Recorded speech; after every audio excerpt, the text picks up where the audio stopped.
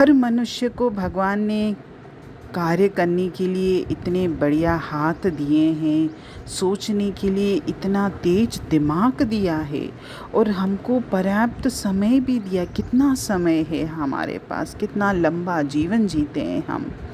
यदि हम चाहें तो इन सब का अच्छे से उपयोग करके अपने जीवन को कितना अच्छा बना सकते हैं।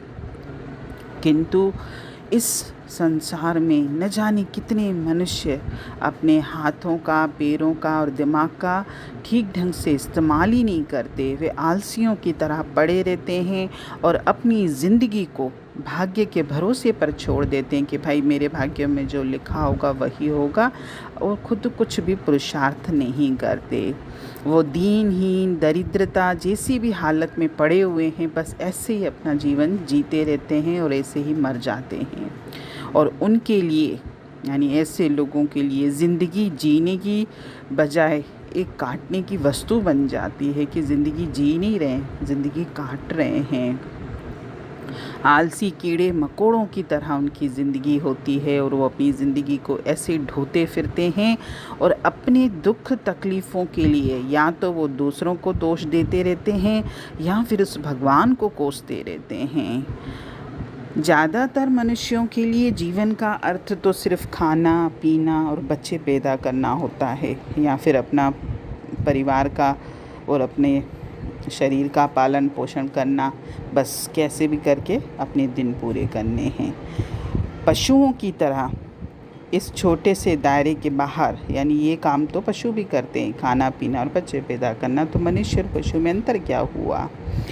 उनको ना तो इस दायरे से बाहर कुछ दिखाई देता है, ना ही वो कुछ देखना चाहते हैं। उसके अंदर, यानी मनुष्य के अंदर परमात्मा ने कितनी असीम शक्तियाँ, कितने अनंत गुण दिए हैं, वो किसी को भी प्रकट नहीं कर पाता। वो अंदर ही उसके गुण पर पड़े रहते हैं, ना तो वो किसी से प्रेम कर पाता है और ऐसे ही नीरसता में जीवन जीता रहता है और अपने स्वार्थ और अहंकार में ही पड़ा रहता है। और जिन मनुष्यों में स्वार्थ और अहंकार बहुत मात्रा में होता है, वो तो खुद के लिए भी और दूसरों के लिए भी मुसीबतें खड़ी कर देते हैं।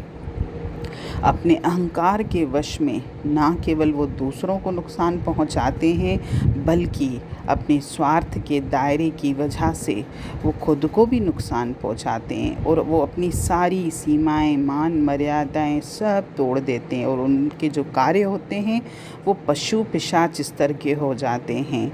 ऐसे लगता है जैसे उनके सिर पर कोई भूत सवार हो। ना तो वो खुद चैन से रहते हैं, ना वो दूसरों को चैन से जीने देते हैं, यानी वो दूसरों के जीवन में भी कष्ट भर देते हैं। वैसे भी जीवन में जो व्यक्ति खुद खुश नहीं होता, वो दूसरों को खुशी कहाँ से देगा?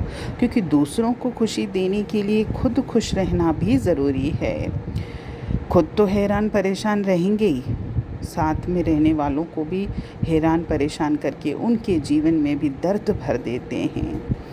इस तरह जो अपने अंदर परमात्मा, हमारे अंदर परमात्मा विराजमान है, हम उसको भूल चुके हैं। और कई मनुष्य तो पशु से भी नीचे स्तर पर गिर जाते हैं और अपने जीवन को नरक की तरह जी रहे हैं। इतना अनमोल मनुष्य जन्म परमात्मा ने दिया है। कभी कभी तो परमात्मा भी ये सोचता होगा कि मैंने मनुष्य को क्या बनाकर इस पृथ्वी पर भेजा था, और मनुष्य अपने विकारों के कारण क्या जीवन जी रहा है और उसने दूसरों का जीवन भी क्या बना दिया है।